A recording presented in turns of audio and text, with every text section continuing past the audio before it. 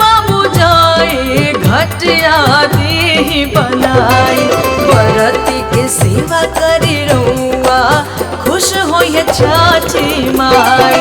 बरती के सेवा करी रउआ खुश होइए छठी माई। जाइए अरविंद बाबू जाए घटिया दी बनाई। जाइए अरविंद बाबू जाए घटिया दी बनाई। बरती के सेवा करी रउआ खुश होइए छठी माई। बरती के सेवा करी रउआ खुश होइए छठी माई।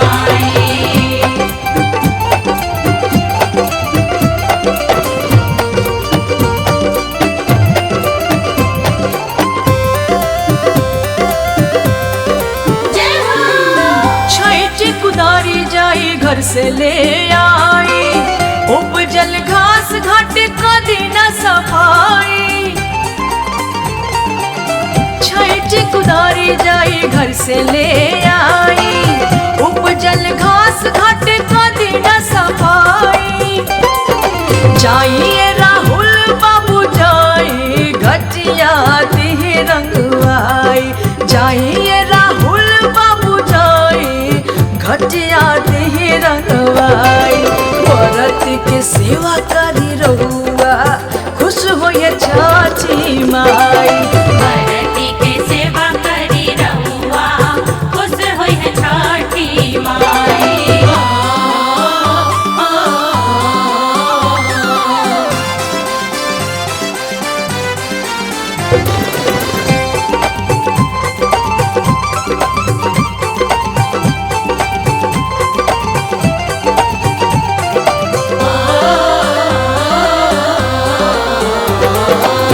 कैसे लोग घाट पर अधारा कोसी भारी। बत्ती जरावे के उपाय कौनो कारी। कैसे लोग घाट पर अधारा कोसी भारी। बत्ती जरावे के उपाय कौनो कारी। जाइए मनोज बाबू जाई मंदिर दी सजाई।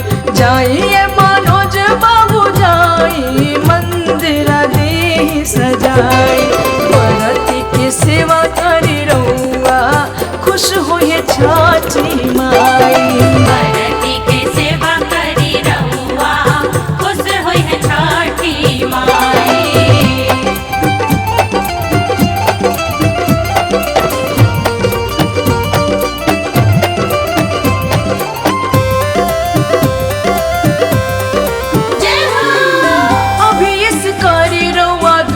के उपाय जी अर्घ के बाद बरती पियली चाय जी।